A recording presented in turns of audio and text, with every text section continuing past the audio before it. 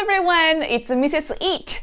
Today we're gonna be watching 20 things can't be seen anywhere but in Japan. Sounds very interesting. Let's watch it together. 3, 2, 1. Here we go. Really, I can't count how many times I've heard that Japan is a unique country, different from the rest of the world.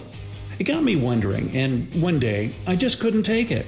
I started my own research and, spoiler alert, it was earth-shattering, kind of like Godzilla. Want to have Pringles soup when in Japan? Here you go. In the mood for dinner with a huge plush Moomin in a Japanese cafe? Not a problem at all. And let me tell you, that's just the beginning. Number 1. Most people know that a sure sign they can cross the road is the little lit up green man, right? Well, not in Japan. There, you should wait for a green rabbit called Miffy. This bunny is a creation of Dick Bruna, a Dutch author of children's books. How did this rabbit make it to Japan? The answer is simple. It looks very much like the Hello Kitty the Japanese are in love with. Yes, I mean the Miffy, the character Miffy is super duper popular in Japan since I was little. So you can easily find Miffy items and bags and stuff. But I did a little bit of research about the traffic light, Miffy traffic light in Japan. Unfortunately, I could not find any Miffy traffic light in Japan. But instead, we do have Tetsuwan Atomu. Tetsuwan Atomu. Do you know Tetsuwan Atomu? I'll put English title in here or here. So Tetsuwan Atomu traffic light is here in Japan. Number 2. Ever tried those amazing head massagers that are said to reduce stress and rid you of headaches? Cool, huh? But in Japan, you can get a lazy and much more creative alternative to this advice. It's electric and looks like a big multicolored octopus.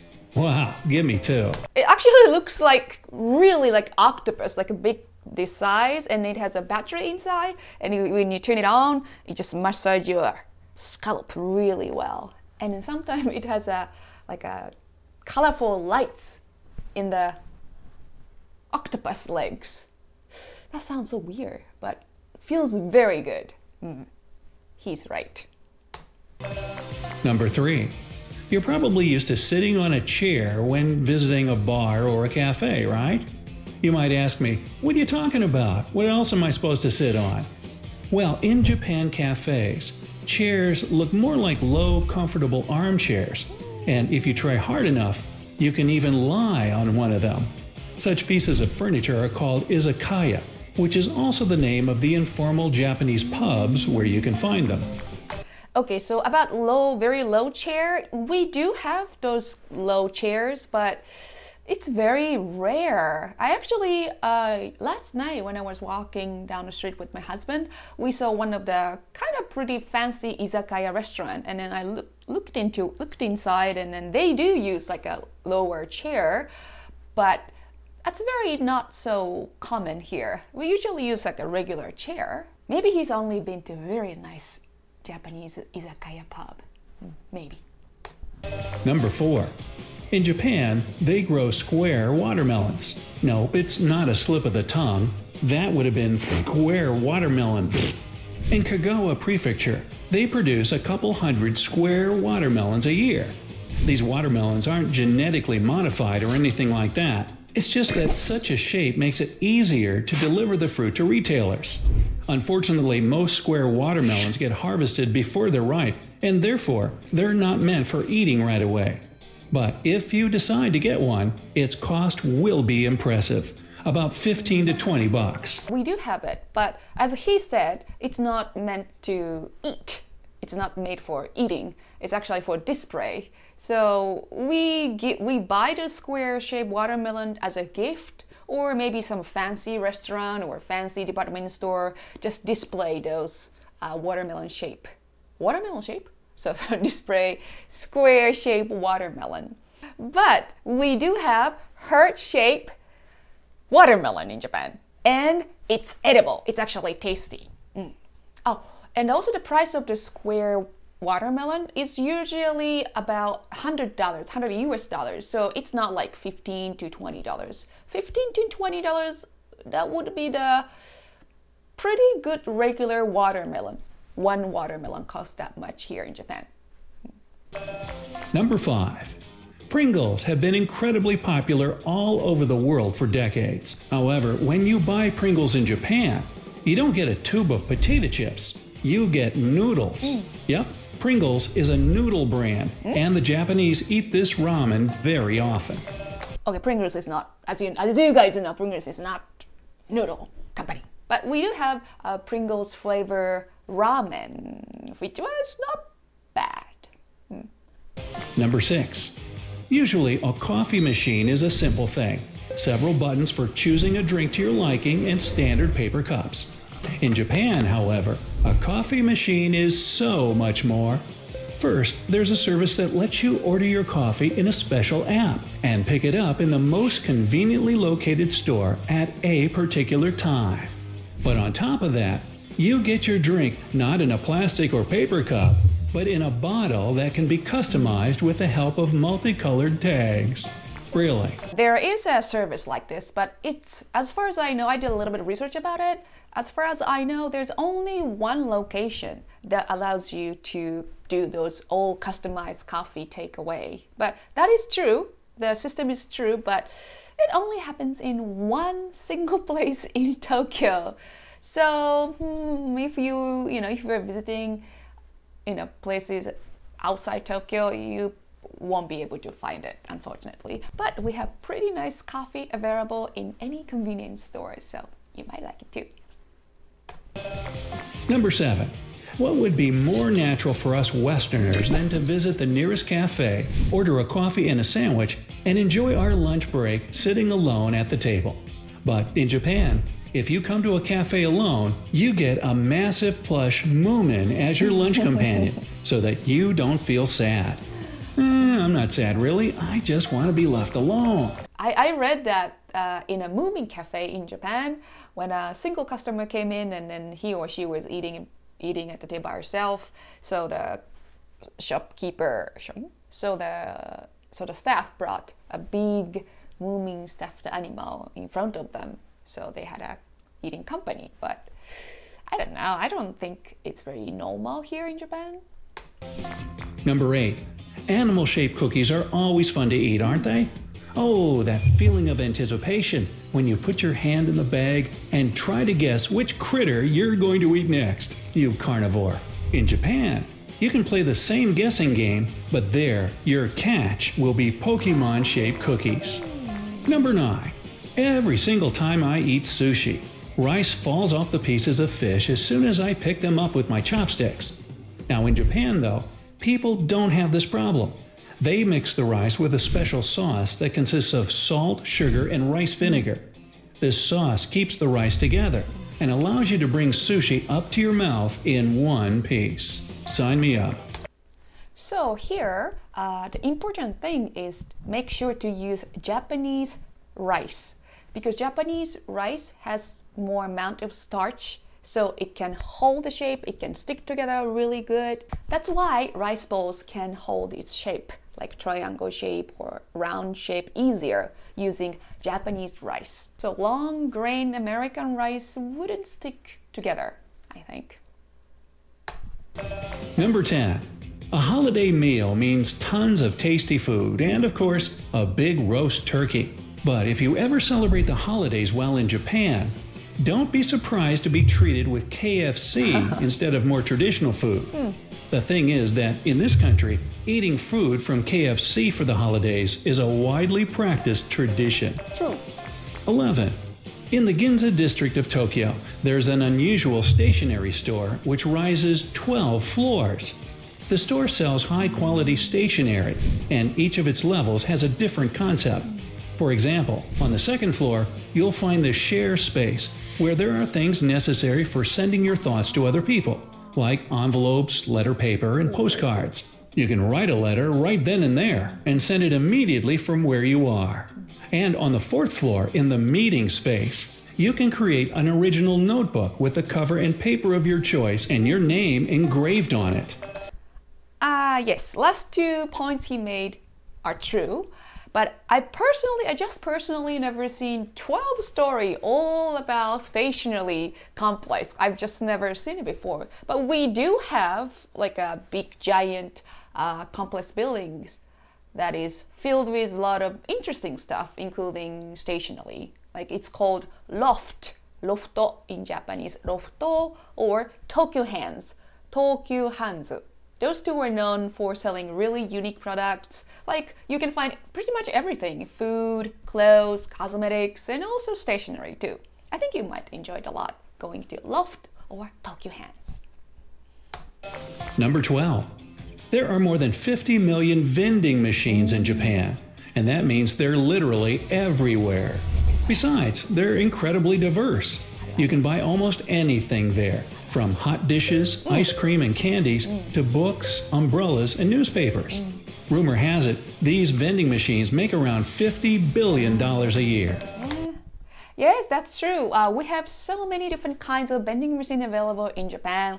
We have one for Japanese ramen, Japanese noodle udon, hamburger, pizza, umbrella, yes, and lunchbox. What else? Everything. Oh, adult goods. Do you call it adult goods? Sexual toys. Or we do still have a vending machine for buying porn books, porn DVD. Yes.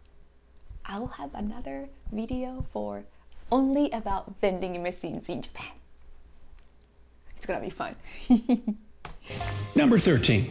If you're in Japan and wondering what souvenirs you can get for your family and friends, try Japan Limited Kitkats. They come in loads of different interesting kinds, like green tea, for example. So it might turn into an exciting quest to collect them all. Yeah, so yeah, green tea Kit Kat, I really like it too. I think some of you guys really like green tea Kit Kat. And now, at this moment in Japan, we are selling a green tea tiramisu Kit Kat. Oh, I have to get it. So every season, we have different flavor for Kit Kats. Yes, that's one of my tanoshimi. It's one of my tanoshimi things. Number 14. It's a common thing in Japan to see people handing out free tissues on the street.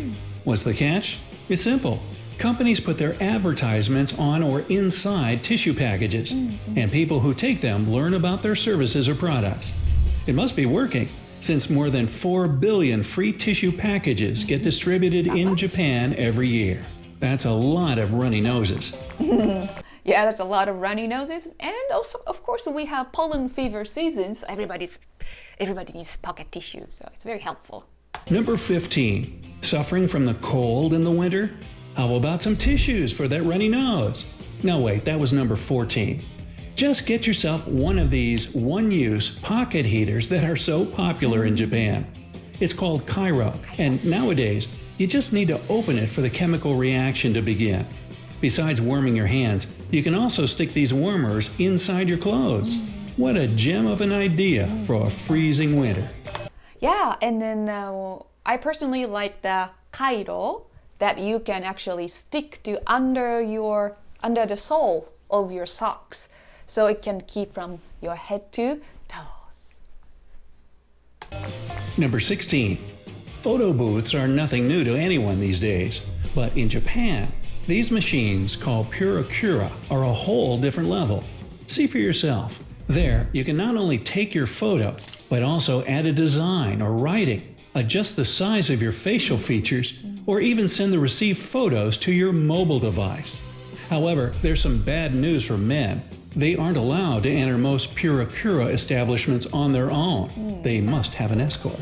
Okay, so yes, there are a lot of Purikura photo booths in Japan, but he said most of Purikura photo booths men are not allowed to enter, but that's not true. Most of them, of course, men are welcome to take funny pictures in there, but there are actually some Purikura photo booths that it clearly says that no men here, please, no men enter, please.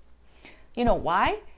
Because those special Purikura photo booths, photo area, also has a rental costume sections.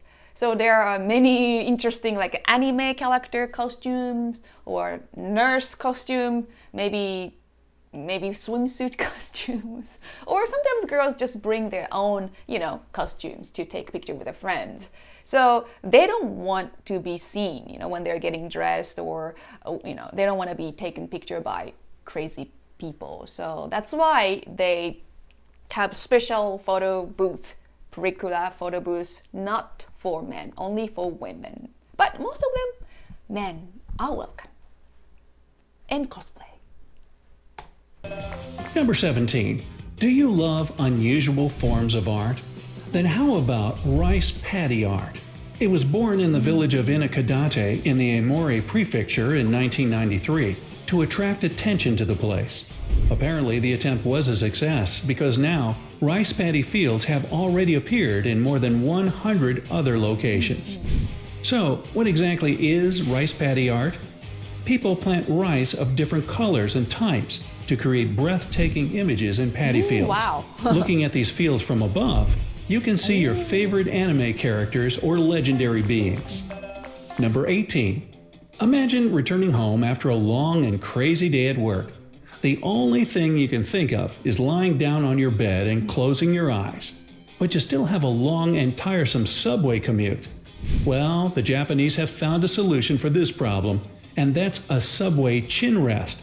It may look bizarre at first sight, but this way, even if you nod off while standing shoulder to shoulder with other passengers, you won't tip over. You might even have a good pre-dinner nap. Okay, I think for number 17, this guy, I think referred to a magazine that I used to read when I was around high school. There's a magazine that has crazy Japanese inventions, but those are not true. Those things in the magazine is not true. I think he read that magazine and then he believed that we have a long strap chin list on a train. But we do have chin list, like a small polyurethane thing that you can be in here and sleep on a plane or train or car. Number 19. So, you arrive in Japan, order a taxi, and here it is. Nothing new. But then, you almost jump out of your skin when the car's door opens automatically right under your nose. These doors were first introduced by large taxi companies in 1964 for the Tokyo Olympic Games. The Japanese believed that such hospitality would allow passengers to have an even more enjoyable ride. Number 20.